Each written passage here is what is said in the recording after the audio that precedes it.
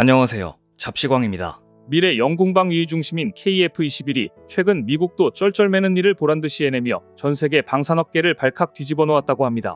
KF-21이 극한 환경 시험을 진행하고 있는 가운데 최근 비행 시험 중 놀라운 움직임이 포착됐다고 하는데요. 게다가 사우디가 KF-21 개발에 참여하고 싶다는 러브콜과 함께 공동 개발까지 하겠다는 깜짝 소식이 전해지며 그간 뻔뻔한 태도로 일관했던 인니까지 똥줄을 타고 있다는데 자세히 알아보겠습니다.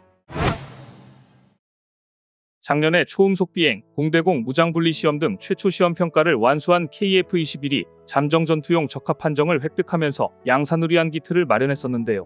당장 이달부터는 극한 환경 시험을 앞두고 있는데 벌써부터 좋은 소식들이 들려오고 있어 올해 최초 양산이라는 목표를 순조롭게 달성할 거라는 이야기가 벌써부터 나오고 있다고 합니다. 실제로 최근 KF-21이 고바듬각 조종 안정성을 입증하는 데 성공하면서 전투기가 극한 비행 조건에서도 안정된 성능을 발휘하는 걸 최초로 증명해내며 방산업계를 발칵 뒤집어 놓았습니다.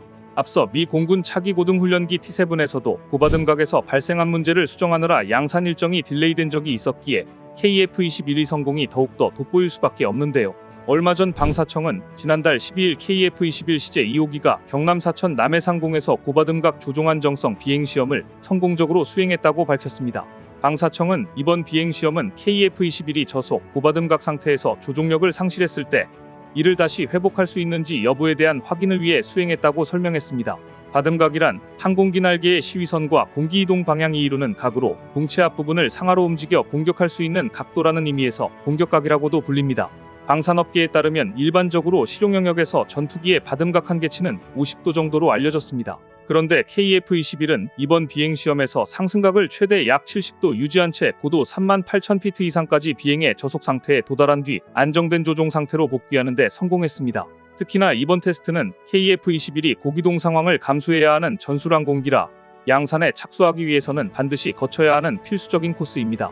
하지만 앞서 말씀드렸던 것처럼 T-7조차 테스트 과정에서 엄청난 실수가 나왔듯이 순조롭게 통과하기 힘든 고난도의 테스트로 꼽힙니다. 사실 전투기 개발 과정에서는 여러가지 트러블 가능성이 항상 열려있고 검증과 수정은 당연할 정도로 수많은 테스트 과정을 한 번에 통과하기란 쉬운 일이 아니라는 건 누구나 알고 있는데요. 하지만 KF-21의 개발 과정을 보면 놀라운 정도로 큰 트러블 없이 순조롭게 진행되고 있어 매번 놀라운 반응이 잇따르고 있습니다. 방사청에 따르면 이번 비행시험은 위험도가 높은 만큼 안전을 위해 스핀 회복 장치를 KF-21 뒤쪽에 장착해 진행했으나 실제로는 사용하지는 않았다고 합니다. 스핀 회복 장치는 조종관으로 비행 제어가 되지 않을 경우 최후의 비상수단으로 낙하산을 펼쳐 스핀을 회복하는 장치입니다. 이렇듯 이번 첫 테스트를 큰 문제 없이 통과한 KF-21은 향후 추가 테스트도 앞두고 있는데 이 역시 전세계 방산업계의 시선이 쏠릴 것으로 보입니다. KF-21의 개발 과정이 유독 엄청난 관심을 받고 있는 건 현존하는 전투기 가운데 F-35가 현실적으로 우수한 수출형이고 기술적으로 상위에 위치하고 있지만 너무 많은 보안과 통제 때문에 제약이 따르기 때문입니다. 이런 이유로 이스라엘을 제외한 대부분의 운영국들은 제대로 사용할 수 없어 이를 대체할 기체가 등장하길 바라고 있습니다. 대한민국 역시 KF-21 개발에 힘쓰고 있는 것도 같은 이유이며 실제로 돌발 상황에서도 최후까지 믿을 수 있는 우리만의 기술적 플랫폼이 필요하다는 공감대 또한 형성돼 있습니다. 이런 가운데 최근 방사청에서도 유튜브 채널을 통해 KF-21의 고바듬각 상황 안정성 테스트 영상을 공개하며 KF-21이 미래 항공전력의 주축이 될 거란 기대감을 한껏 끌어올렸는데요. 이렇듯 KF-21이 고바듬각 안정성 입증을 성공한 가운데 한편 보잉의 T-7A는 윙락 문제로 여전히 골머리를 앓고 있어 우리와는 상황이 완전히 딴판으로 흘러가고 있는데요. 윙락이란 높은 공격각, 즉 고바듬각을 취했을 때 롤링이 발생해 이로 인해 항공기 전체가 흔들리는 현상을 말합니다. 보잉은 윙락 이슈를 비행 소프트웨어 업데이트를 통해 해결할 수 있다고 하지만 사실상 군사 전문가들은 T-7A의 윙락 결함을 해결하기가 쉽지 않다고 입을 모으고 있습니다. 사실 T-7A가 원래 일정대로 개발이 진행되지 못할 위험이 본질적으로 내재돼 있는데 이는 소프트웨어 수정과 동시에 날개 및 동체의 형상을 완전히 바꿔야 하기 때문입니다. 앞서 T-7A는 특정 바듬각으로 비행하는 동안 통제 불가능한 진동 상태로 진입하면서 KF-21과는 다른 결과를 보여줬었습니다. 사실 대부분의 항공기에서 이 윙락 현상이 크든 작든 발생할 수밖에 없는데 잘못하면 조종이 불가능한 상태로 빠져들 수도 있기 때문에 이를 어떻게 최소화시킬 것이냐가 관건입니다. 그런데 T-7A의 경우 이야기가 약간 다른데 날개 앞부분에 장착된 플래퍼로니 크기가 날개의 반 크기도 되지 않기 때문에 설계를 완전히 뒤엎어야만 윙락 문제를 해결할 수 있습니다. 이를 종합해보면 T7A의 개발은 사실상 실패로 보이는데 이제 와서 현실적으로 날개 및 동체의 형상을 바꾸기에는 불가능에 가깝기 때문입니다. 실제로 현재 T7A는 미 공군으로부터 2018년 최초 계약을 따낸 지 6년 반이 지난 2025년 2월까지 저율 초도 생산이 어려운 상태로 그때 가서 생산이 또다시 연기되지 않을 거라는 보장도 없습니다. 게다가 보잉사는 최근 잇따른 항공기 사고로 미국 내에서 여론이 안 좋아지고 있어 미 공군 훈련기 시장에도 부정적인 영향을 줄 것으로 보이는데요. 실제로 보잉 때문에 현재 미 공군의 인내심은 바닥이 난 상태로 그래서 최근 대한민국의 미 FA50의 미국 시장 진출 가능성이 높아지고 있는 상황입니다. 사실상 현재로서 T7A 선택지는 두 가지로 납기 지연과 성능 미달에 따라 계약 위반으로 미 공군에게 계약 해지를 통보받는 것이고 두 번째는 보잉 스스로 사업을 포기하는 것만 남았습니다. 어떤 선택지를 고르든 T7A는 시장에서 사라질 것이고 그렇게 되면 이제 서방제 고등훈련기 시장에 남는 것은 사실상 T50밖에 없는 상황이라 동무대가 펼쳐질 전망입니다.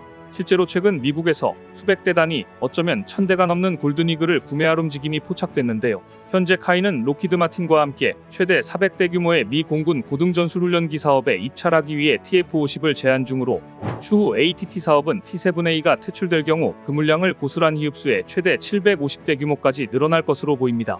여기에 미해군의 고등훈련기 사업인 UJTS 사업 280대, 가상적기 사업인 TSA 사업 64대 물량을 합치면 미군 물량만 1100대에 육박하게 됩니다.